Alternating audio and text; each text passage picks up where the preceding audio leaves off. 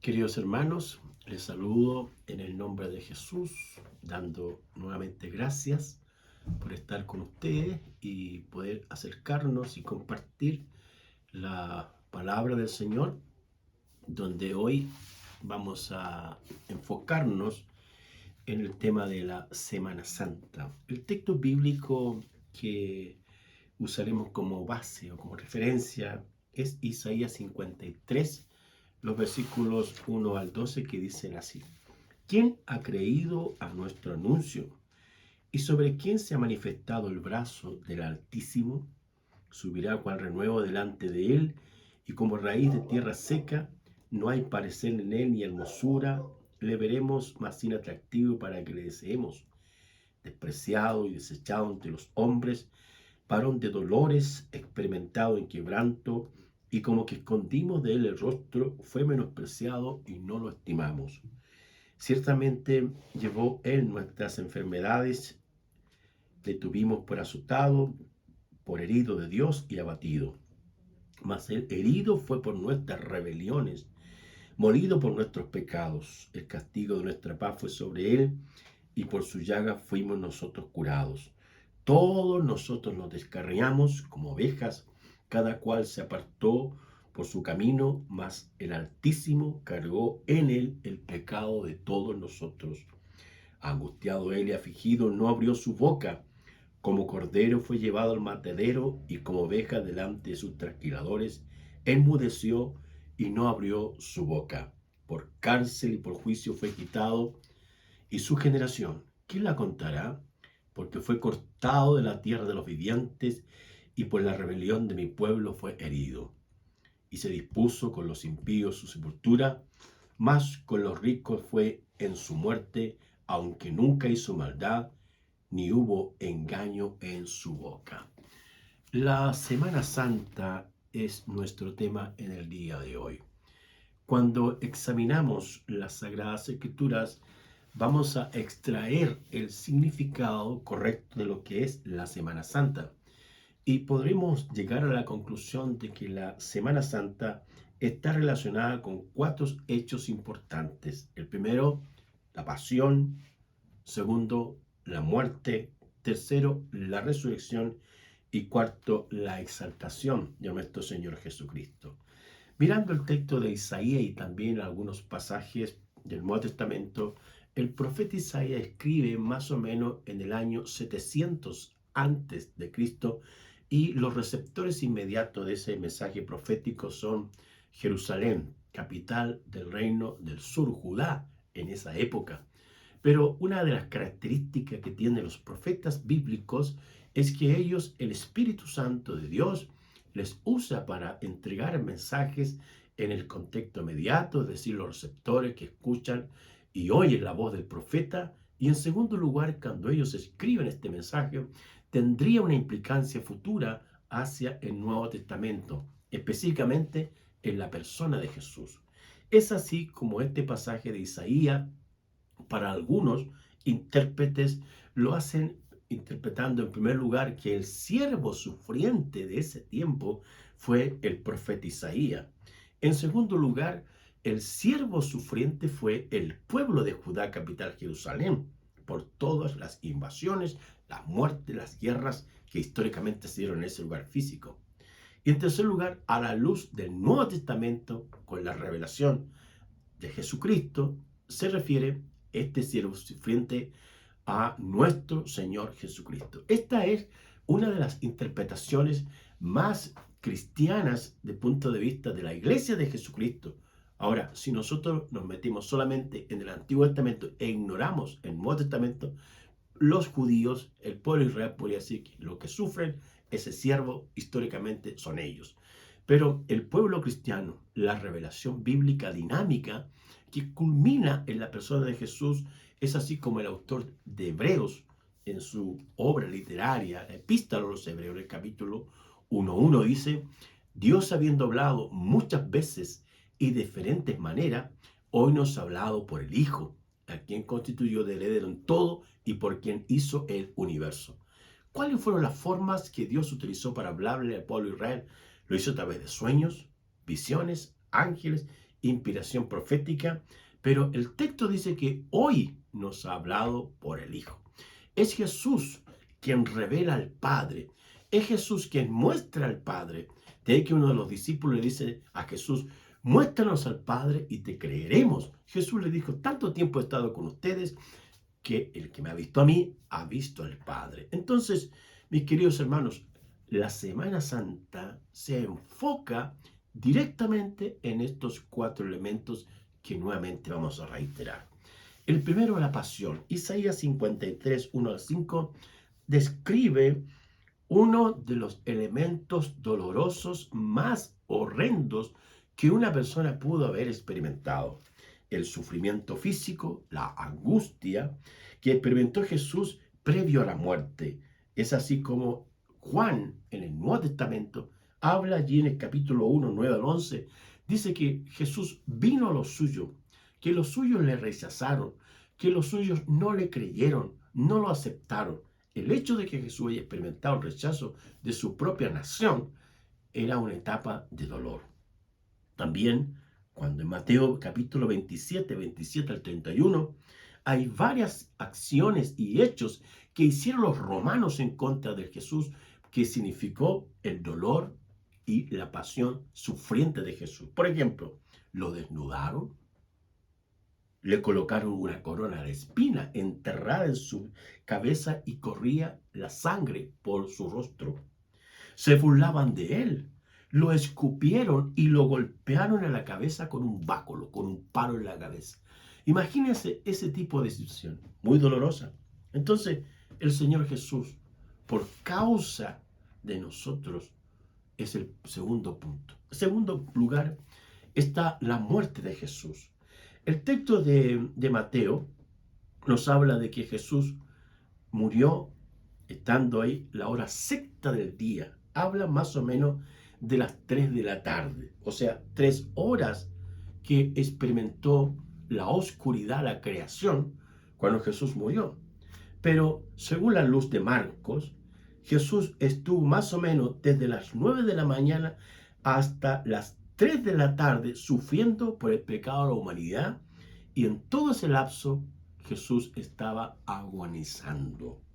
Más o menos 6 horas experimentando el sufrimiento, clavado en una cruz, lo que significa que los clavos le hayan traspasado sus propias manos, luego sus pies, y finalmente los romanos le clavaron una espada en un costado para verificar si realmente esta persona estaba muerta.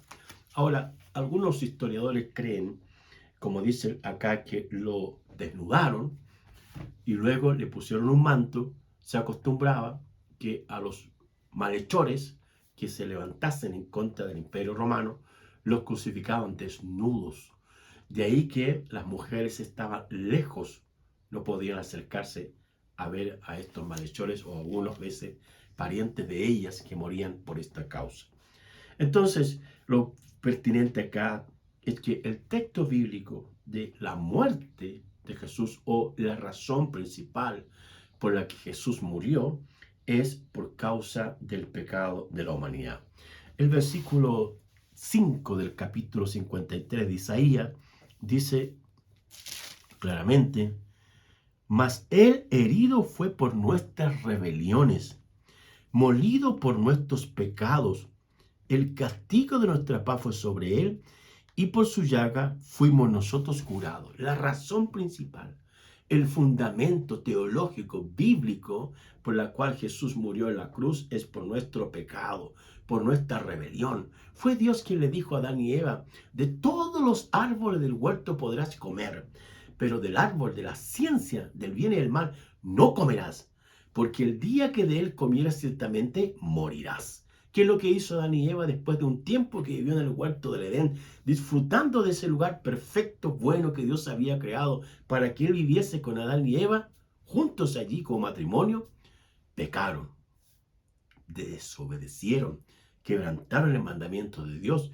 Y si hay algo que Dios tiene, mis queridos amigos, es que Dios es consecuente, es decir, todo lo que Dios dice se cumple, se tiene que cumplir. Entonces, Adán murió, fue separado de Dios, expulsado del templo, consecuencias sobre su propia vida, consecuencias sobre la mujer, consecuencias sobre la creación. Por eso el texto bíblico de Romanos, escribe el apóstol Pablo, dice, la paga del pecado es la muerte, la muerte. Entonces Jesús, como el Cordero de Dios que quita el pecado del mundo, es quien dio su vida por usted y por mí en la cruz del Calvario. En tercer lugar está la resurrección. El texto sagrado de ahí en el Evangelio de Mateo capítulo 28 dice que Jesús resucitó el primer día de la semana, es decir, el día domingo. Un gran terremoto se produjo porque un ángel del Señor removió la piedra y se sentó sobre ella. Se cree más o menos que estas piedras tenían un pesaje de aproximadamente más de 1 tonelada. Podría haber un hombre o varios hombres por mover esta. Normalmente lo hacían con muchas personas para cerrar y sellar, en este caso, la cueva que está esculpida y que allí fue puesto el cuerpo del Señor. Pero vino un ángel del cielo que tiene una fuerza superior a los seres humanos y removió la piedra, y ese impacto hizo que se removiera toda la tierra allí, y tiene que ser algo tremendo. Este ángel ve a las mujeres que están allí y le dice, han puesto al Señor, donde han puesto al Señor. Me llama mucho la atención de que el ángel dice donde han puesto al Señor. ¿Cómo este ángel define a Jesús como el Señor? La palabra Señor en el texto griego es la palabra Kyrios o el Curios, y se refiere al amo de la creación, a Jesús el Señor. ¿Bien? Otra palabra que dice de ahí, cuando dijo ahí, dice, como cuando él dijo, también este ángel en un sentido sabía que Jesús iba a morir y también iba a resucitar. Entonces, ¿cómo supo el ángel? No hay duda, mis queridos hermanos, que la obra de la redención, el plan de la redención, estaba siendo conocido por no solamente el Padre, la Trinidad, sino también por los ángeles. Entonces, ¿hubo participación de los ángeles en la resurrección de Jesucristo? Claro que sí. Aquí los vemos a ellos. Y es el mismo Señor Jesús quien dice que Él va a estar muerto 3 días y 3 noches, así como lo estuvo Jonás. Jesús conocía bien el texto bíblico de Jonás, la historia de cómo Dios intervino ahí con ese hombre, ese profeta llamado Jonás, que fue y le predicó y profetizó a la ciudad de Nínive en el siglo VIII antes de Cristo. Y Dios trajo salvación a esa gente. Y el Señor Jesús también habla de que Él iba a estar solamente muerto 3 días y 3 noches, pero el tercer día iba a resucitar. Y ese tercer día es el primer día de la semana. ¿Cuál es el día de la semana? El día domingo. Entonces, para el mundo creyente, ¿cuándo parte la semana? La semana parte con el día domingo. El primer día de la semana, el día domingo, la iglesia cristiana se congrega, se reúne, porque es el día que Cristo resucitó de entre los muertos. Y eso es el evento más importante que los primeros creyentes celebraron, y hoy día también lo hacemos nosotros. Finalmente está la exaltación. Ahora Jesús está resucitado o ha resucitado, y Él dice a los discípulos, toda potestad me ha sido dada en el cielo y en la tierra. Por tanto, vayan por todo el mundo y prediquen el evangelio a toda criatura y enséñenle todas aquellas cosas que yo les he mandado. Y aquí es cuando el Señor Jesús tiene toda la autoridad, todo el poder está en sus manos para llamar a estos discípulos y llenarlos del Espíritu Santo, y ahora delegarles una de las tareas más gloriosas, más sobresaliente, más importante, más imperecedera que puede haber en la tierra, porque es Jesús, el Señor de señores, el Rey de reyes, quien ha comisionado, que le ha mandado imperativamente a todos los discípulos de diferentes partes del mundo, partiendo desde Jerusalén, extendiéndose por Europa, por Asia, por África, por Oceanía, también por Latinoamérica, por Sudamérica y, por qué no decirlo, por nosotros Chile. Es Jesús quien ha pensado en nosotros, mis queridos hermanos. Es Jesús quien ha venido a este mundo a morir por nuestros pecados para darnos salvación. Si usted no ha creído en Jesús, si usted no ha recibido a Jesucristo en su corazón y su vida, quiero decirle que usted necesita al Salvador. Usted necesita a Jesús. Es Jesús el Salvador del mundo. Él dijo, yo soy el camino, yo soy la verdad, yo soy la vida. Nadie va al Padre si no es por mí.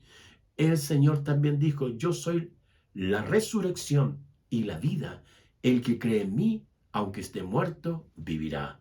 Usted va a encontrar la salvación en Jesucristo y todas las cosas que necesite después, solo Jesucristo se las puede dar. Ore conmigo y repita, Señor Jesús, en este día te reconozco como mi Señor, como mi Salvador. Perdóname, acéptame como tu hijo o hija y lléname de tu Espíritu Santo para seguir compartiendo este evangelio de salvación para todas las personas que me escuchen. Señor, oramos y bendecimos tu nombre porque tú eres Dios y un día vendrás nuevamente a buscar a tu iglesia. Muchas gracias te damos por este momento glorioso en el nombre de Jesús. Amén. Que Dios te bendiga.